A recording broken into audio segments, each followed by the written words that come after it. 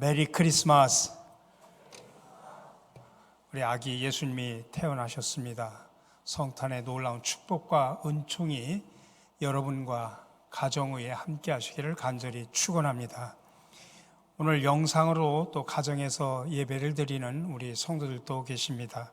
또 우리 옆자리에 또 이렇게 공동체 예배에 와서 함께 드리는 우리 성도들도 있습니다.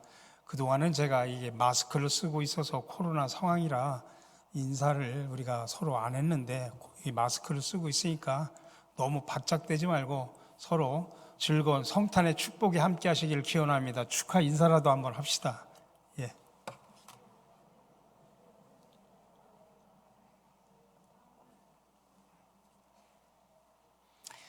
세상에 많은 사람들이 성탄절을 즐거워하고 기념합니다. 그러나 성탄절을 특별한 날로 기억하는 사람은 바로 우리 그리스도인들이죠. 자신이 구세주로 믿는 믿음의 대상인 예수님의 탄생을 기억하고 또 그분을 사랑하고 기념하는 것은 당연한 일입니다. 오히려 그리스도인이 아닌 많은 사람들이 성탄절을 왜 기념하는지 모르겠습니다. 과연 예수님의 탄생은 왜 이렇게 수많은 사람들의 마음을 사로잡을까요? 이 질문에 대한 대답은 성탄절 이야기의 몇 가지 역설 안에서 발견됩니다. 원래 비극이 되어야 될 예수님의 탄생은 이제 온 세상에 기쁨이 충만하고 가득한 이야기가 되었습니다. 지금으로부터 2000년 전 당시 유대 사회에서 마리아가 결혼도 하지 않고 아이를 출산했다고 하는 이 사실은 윤리적인 차원의 문제를 차치하더라도 사람들에게 죽임을 당할 수밖에 없었던 것입니다. 당시의 간음죄는 율법에 의해서 죽음을 부르는 일이었습니다. 하지만 마리아가 자신의 사촌인 엘리사벳에게 이 믿어지지 않는 소식을 나누기 위해서 찾아갔을 때 엘리사벳이 즉시 하나님께 영광을 돌리고 마리아에게 임한 축복을 찬양하기 시작합니다. 마리아도 그에 대한 경배와 찬양으로 화답을 합니다. 저주가 찬양으로 바뀌는 사건이 된 것입니다. 그래서 역설이라 말합니다. 예수님의 탄생은 이것 외에도 몇 가지 역설이 더 있습니다. 예를 들면 높은 위치에서 영광받기에 합당한 천사가 당시 유대 사회에서 가장 낮은 계층인 목자들에게 아기 예수의 탄생을 알려준 것이라든지, 아기 예수가 동족 유대인인 여관 주인에게는 외면당한 반면에 이방인이었던 동방 박사들에게는 오히려 경배를 받는 장면도 역설적인 모습입니다. 그 어느 역설보다도 두드러지고 눈에 띄는 것은 바로 성탄의 역설이 있는데, 바로 아기 예수가 탄생할 때 주변의 환경입니다. 비천한 곳에서 태어난 아기는 만왕의 왕이시고 만유의 주이십니다. 마국간에 계시는 하나님이십니다. 이것이 바로 하나님이 우리와 함께 계시는 임마누엘이라고 하는 성육신의 역설입니다. 사실 예수님의 탄생 이야기를 살펴보면 성경 저자들은 이러한 역설을 알고 있었을 뿐만 아니라 이런 사실을 강조해서 기록을 했습니다. 오늘 읽은 본문 누가 역시도 예수님의 탄생이 얼마나 역설적인지를 우리에게 보여주고 있습니다. 1절에 보니까 성경은 당시 최대 강국의 지도자였던 황제 가이사 아우구스와 아기 예수를 서로가 대조를 합니다. 세상의 권세, 명예와 영광을 다 가졌던 황제 가이사 아우구스도에 비해서 정말 연약하고 이름도 없고 비천한 신부로 태어난 베들레헴의 한 아기 예수가 어떻게 서로 비교가 될 수 있겠습니까? 근데 성경은 이 아기 예수가 당대 세계 최고의 권력자와 동시대에 태어난 것을 지금 강조하고 있습니다. 당시에 세상의 최고의 권력자와 아기 예수를 비교하다니 이 얼마나 어울리지 않는 장면입니까? 또 성탄의 두 번째 역설은 본문에 나타난 5명의 신분을 보면 잘 나타납니다. 1절에 보면 당시 사회 구조상 최고 높은 위치에 있었던 황제 가이사 아구스투스가 나오고, 또 2절에 보면 그 밑에 신분인 구레뇨가 나옵니다. 이 구레뇨는 가이사 아구스투스보다는 낮은 신분이지만 당시 수리아의 총독으로 명망과 권력을 소유한 자였습니다. 4절에 보면 요셉이 나옵니다. 요셉의 신분은 갈릴리 나사렛에 있는 노동자입니다. 구레네보다도 훨씬 아래에 위치한 신분이죠. 5절에 마리아가 등장합니다. 마리아는 여자이니 요셉보다도 더 아래의 신분입니다. 마지막에 7절에는 가장 높은 신분에 위치한 가이사라로부터 가장 멀리 떨어져 있고 가장 낮은 신분인 아기를 오늘 이야기의 주인공으로 등장을 시킵니다. 누가복음은 이것을 기록하면서 가장 낮은 신분이었던 아기 예수를 성탄의 주인공으로 묘사를 하고 있습니다. 사실은 그렇지 않습니까? 이 아기는 권위와 위엄과 능력에서 가이사와 비교할 수 없을 정도로 높은 곳에 위치해 있는 분입니다. 그분은 온 우주 만물의 창조주요 통치자요 주인이기 때문입니다. 그분은 우리의 메시아와 구주가 되신다고 말씀하고 있습니다.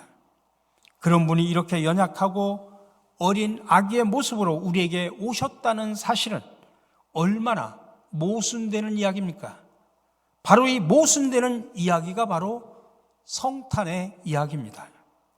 성탄은 무슨 대단하고 환상적인 탄생 신화가 아니라 평범을 넘어서 너무나 초라하고 비참한 이야기입니다. 세상의 권력과 부와 명예와 가장 반대되는 그런 이야기입니다. 오늘 우리가 드리는 이 성탄의 기쁨 뒤에는 이렇게 낮아지신 예수님, 비천한 모습으로 오신 예수님의 이야기가 숨겨져 있습니다. 이처럼 예수님의 탄생과 그 삶은 우리에게는 큰 기쁨이지만은 그분에게는 말로 다 설명할 수 없는 역설이었습니다. 그러면 예수님께서는 왜 그러한 모습으로 오셔야만 할까요? 사도 바울은 고린도 후서 8장 9절에서 이렇게 말합니다. 우리 주 예수 그리스도의 은혜를 너희가 알거니와 부요한 이로써 너희를 위하여 가난하게 되심은 그의 가난함으로 말미암아 너희를 부요하게 하려 하심이라. 부요하신 예수님께서 스스로 가난하게 되신 이유는 그 예수님의 가난하심을 통해서 저와 여러분들을 부요하게 하기 위해서 오셨다는 이야기입니다. 이것이 반드시 우리가 기억해야 될 성탄의 역설입니다. 이 성탄의 역설을 생각하면서 오늘 주시는 본문을 통해서 3가지 교훈을 받으려고 합니다. 첫 번째로는 여러분, 우리 모두의 영적인 시각을 교정하시기 바랍니다. 눈에 보이는 것만으로 판단하는 삶의 태도를 바꿔야 된다는 이야기입니다. 우리 그리스도인들은 영적인 시각 교정을 해야 한다는 이야기입니다. 사회에 보면 유명하고 성공한 사람들을 특별하게 대우합니다. 물론 그들이 그 위치에 서기까지 혹독한 대가를 치렀기 때문이기도 하고 그들이 가진 영향력이 크기 때문이죠. 그러나 우리 그리스도인들까지 이런 태도를 가져서는 안 된다고 하는 것입니다. 특별히 교회 안에서 사회적인 성공을 잣대로 삼는 것은 예수님께서 이 땅에 오신 성탄의 역설의 진리를 바로 깨닫지 못하기 때문이라는 것입니다.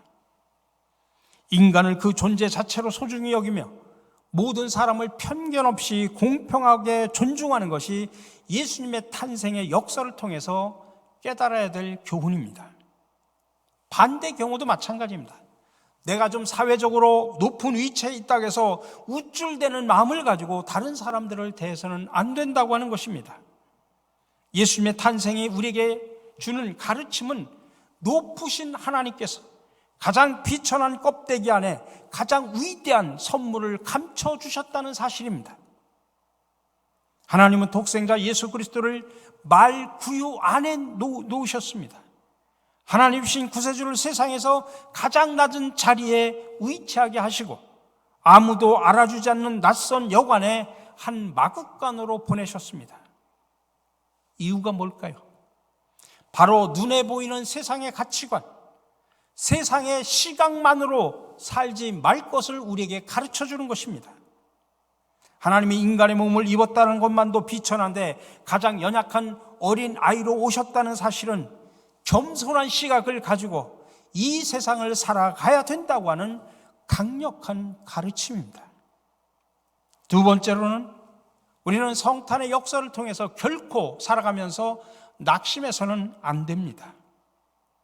예수님을 처음 만나 신앙을 갖게 될 때 정말 은혜가 충만하고 기쁨과 감사가 넘치지만 얼마 지나지 않아 상처를 받고 또 낙심과 실망에 빠져서 하나님을, 교회를 떠나는 사람들이 참으로 많이 있습니다.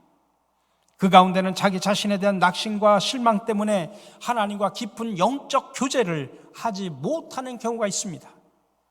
자신을 스스로 바라보면서 나는 왜 이 정도밖에 되지 않나?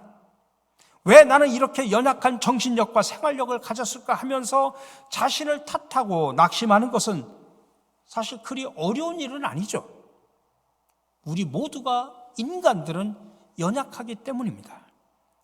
그러나 그 초라한 자리, 실패 자리에 있는 것 같을 때도 하나님은 늘 우리와 함께 계시는 분임을 여러분들 믿으시기를 바랍니다. 성경을 보십시오. 저 요셉이 구덩이에 빠졌을 때도, 또 다윗처럼 영적인 침체 속에 빠졌을 때도 그들과 함께 하셨던 것처럼 하나님은 우리가 세상에서 실패하고 성령이 충만하지 못할 때라도 우리와 함께 계심을 믿으시기 바랍니다. 왜 그렇습니까? 예수님의 탄생은 탄생 그 자체로 끝나는 것이 아니라 모든 피조물들이 결국은 하나님을 찬양하기 위해 나오기 때문입니다. 온 우주와 역사 안에서 예수님보다 더 높은 위치는 없습니다. 그 어느 누가 2000년 전에 초라하고 비천한 자리에서 이런 예수님의 최종의 위치를 상상이라도 할 수 있었겠습니까? 그러니 여러분, 여러 가지 이유로 나 자신이 초라하게 느껴지십니까? 그래도 결코 낙심하지 마시기 바랍니다. 그 상황 속에서도 하나님은 항상 여러분과 함께 하십니다. 초라하고 비천한 자리 속에서도 하나님은 여러분과 함께 하시기 위해서 임마누엘 하고 계심을 믿으시기 바랍니다. 마지막으로 기억하십시오. 낮아지고 섬기시기 바랍니다. 우리 성도는 예수님께서 인간의 모습을 입고 이 땅에 오신 성육신의 사건이 무엇인지를 분명하게 알아야 됩니다. 하나님이신 그분이 인간의 몸을 입고 이 땅에 오신 것은 스스로를 낮추고 다른 사람을 섬기기 위해서입니다. 백마를 타고 오실 수도 있고 왕의 모습으로 오실 수도 있고 완벽한 인간의 모습으로 오실 수도 있었지만 초라하고 연약한 아이의 모습으로 말구 위에 태어나신 것은 철저하게 낮은 모습으로 저와 여러분들을 섬기기 위해서입니다. 예수님은 우리의 연약함을 돕기 위해서 예수님의 큰 영광의 자리를 내려놓으셨습니다. 그러므로 진정으로 저와 여러분들이 예수님의 제자가 되기를 원한다면 마땅히 우리는 이 땅의 연약한 자들과 어려운 이웃을 섬기며 살아야 됩니다. 예수님의 말씀처럼 연약한 자들과 도움이 필요한 이들에게 다가가는 공동체가 되어야 됩니다. 특별히 우리 교회는 신갈종합복지센터를 통해서 이 일을 지금까지 말로만이 아니라 구체적으로 사랑 나눔 운동을 펼쳐왔습니다. 오늘 이 성탄절을 맞이하면서 성탄의 역설적 의미를 우리가 분명하게 이해한다면 예수님이 찾아가실 초라한 곳, 아무도 찾아주지 않는 소외된 곳, 아픔과 고통 있는 곳으로 내려가시고 낮아지시기 바랍니다. 그래서 낮은 곳으로 오시는 예수님을 인격적으로 만나고 주님의 은혜를 기쁨으로 찬송하는 뜻깊은 성탄절을 보내시기 바랍니다. 이 땅에 오신 예수님의 탄생이 저와 여러분들 우리 모두에게 큰 기쁨의 좋은 소식이 되기를 주님의 이름으로 간절히 축원합니다.